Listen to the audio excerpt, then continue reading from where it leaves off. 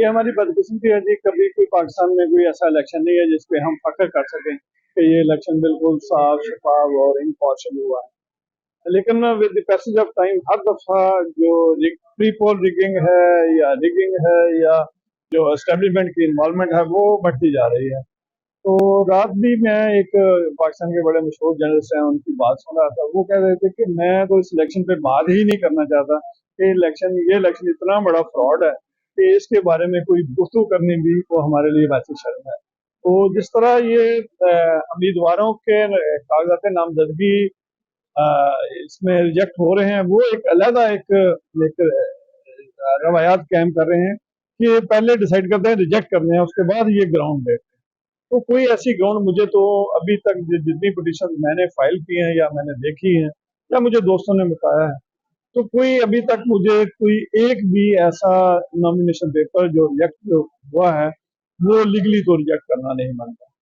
तो मेरा कहने का मतलब यह है कि ये इलेक्शन इस तरह का फ्रॉड जो है कौम के साथ करके ये क्या हासिल करना चाहेंगे। ये कभी भी मुल्क में अमन पैदा नहीं होगा, इस्तेकामत नहीं आएगी और मुआशी जो ये आजकल क्राइसिस है ये इस तरह दूर नहीं हो। इलेक्शन से भागते नहीं है, इलेक्शन किसी की समझ में नहीं आ रहा। अनफॉर्चुनेटली जो पाकिस्तान में हमेशा ऐसे हुआ है कि एस्टेब्लिशमेंट की मुदाखलत जो है वो हमेशा रही है और जिस पार्टी को एस्टेब्लिशमेंट की हमायत होती है वो हमेशा भागती है क्योंकि लोग उसको वोट नहीं करना चाहते। तो इस वक्त क्योंकि एस्टेब्लिशमेंट की जो मुदाखलत है वो एक्सट्रीम लेवल पे है और इन पार्टियों को जिन्होंने ये ले ली थी, गवर्नमेंट ले ली थी चेंज ऑफ रजीम के जरिए, तो वो ऑब्वियसली पब्लिक उनको वोट नहीं करना चाहती। उन्हें भी एहसास है इस चीज़ का कि ये हमारे लिए मुश्किल होगा।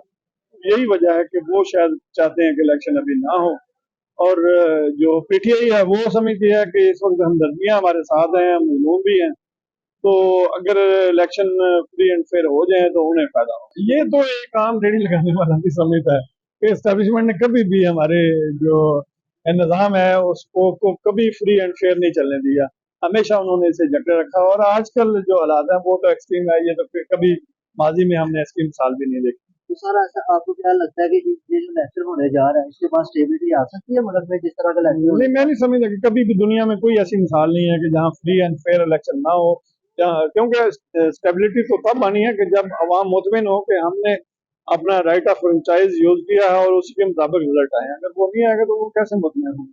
वो समझते हैं कि हमारे इख्तियारात जिसके पास जाने चाहिए अगर उसके पास नहीं जाते तो स्टेबिलिटी नहीं है। पहले डिसाइड करते हैं रिजेक्ट करते हैं, उसके बाद ये ग्राउंड देते हैं।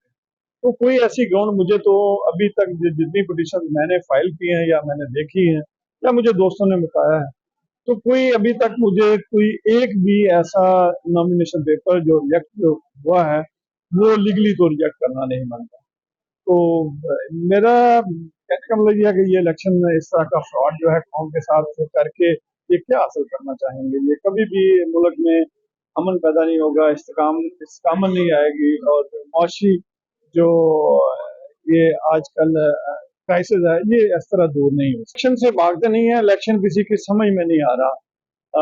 अनफॉर्चुनेटली जो पाकिस्तान में हमेशा ऐसे हुआ है कि एस्टेब्लिशमेंट की मुदाखलत जो है वो हमेशा रही है और जिस पार्टी को एस्टेब्लिशमेंट की हमायत होती है वो हमेशा भागती है क्योंकि लोग उसको वोट नहीं करना चाहते।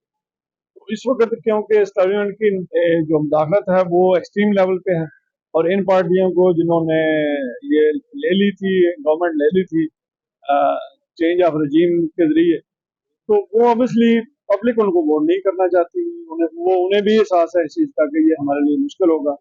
यही वजह है कि वो शायद चाहते हैं कि इलेक्शन अभी ना हो और जो पीटीआई है वो समझती है कि इस वक्त हमदर्दियाँ हमारे साथ हैं, हम मजलूम भी हैं, तो अगर इलेक्शन फ्री एंड फेयर हो जाए तो उन्हें फायदा हो।